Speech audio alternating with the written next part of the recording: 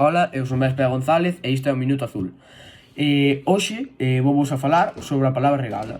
A orixe da palabra regala ven do italiano e da palabra regala, igualmente, e provén do verbo regalare.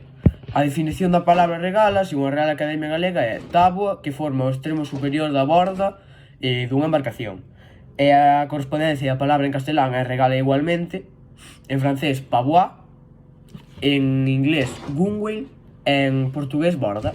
En relación a regala é unha palabra, é unha parte clave das embarcacións tradicionais galegas que lles achega resistencia e protección.